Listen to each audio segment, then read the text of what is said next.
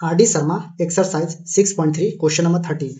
Question number 13 क्या बोल रहा है? Find the ratio in which the point P -1, y lying on the line segment joining A का coordinate दिया हुआ है -3, 10 एंड बी का दिया हुआ 6, -8 जो डिवाइड्स कर रहा है, ठीक है ना। It is also find the value of y, मतलब कि ए कोऑर्डिनेट और बी कोऑर्डिनेट जो है ना आपके पास गिवन है, और P का जो कोऑर्डिनेट दिया हुआ -1, y, और इसके हेल्प से हम लोग को रेशियो फाइंड करना है, यानी एम रेशियो एम क्या होगा ये फाइंड करना है सर एम, ठीक है।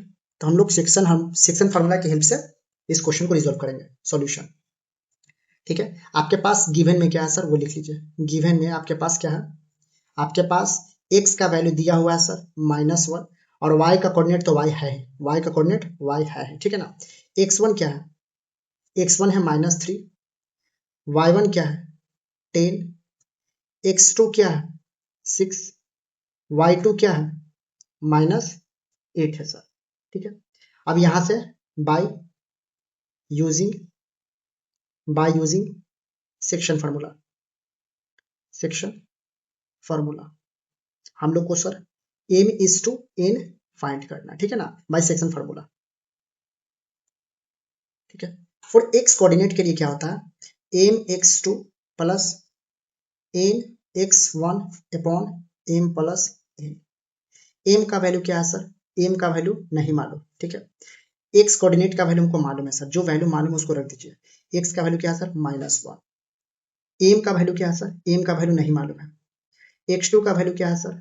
6 है, ठीक है। n नहीं मालूम। x1 का वैल्यू क्या है सर? 1। 1 को -1 को n से मल्टीप्लाई करेंगे सर तो 1 n होगा सर, ठीक है ना। m प्लस n, ठीक है, -1 m plus n cross multiply कर दीजिए, 6m माइनस आपके पास क्या हो जाएगा? n हो गया, ठीक है। अब ये इसको मल्टीप्लाई कर दिया। अब यहाँ पे देखिए माइनस है, अब ब्रैकेट में जो प्लस होगा ना वो माइनस हो जाएगा, और जो माइनस है ना वो प्लस हो जाएगा। तो -m minus n equals to 6m minus n हो जाएगा। m वाला एक तरफ कर लीजिए, 6m minus m equals to, यहाँ से कहीं गलती कर रहे हैं क्या?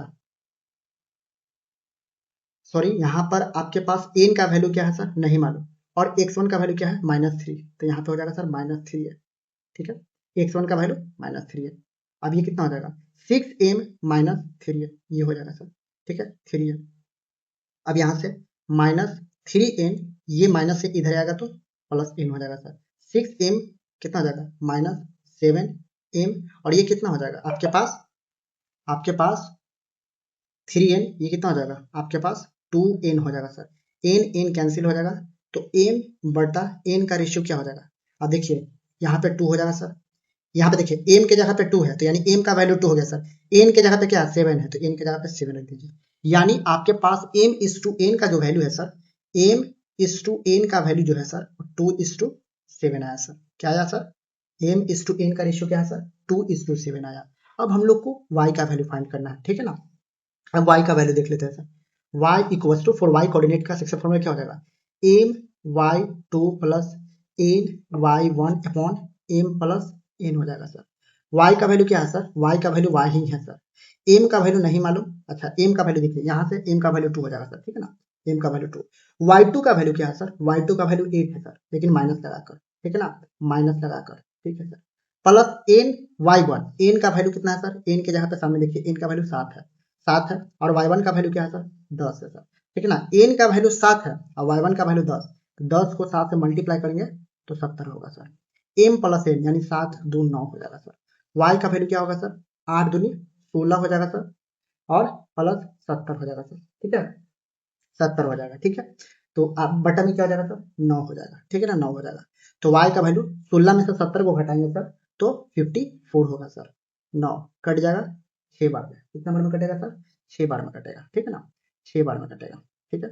यानी y का कोऑर्डिनेट कितना है सर? 6 आया, 6 आया, ठीक है ना। तो जो रिक्वायर्ड पॉइंट है p का कितना है सर? -1, और y का कोऑर्डिनेट कितना आया सर? y का कोऑर्डिनेट 6 आया सर।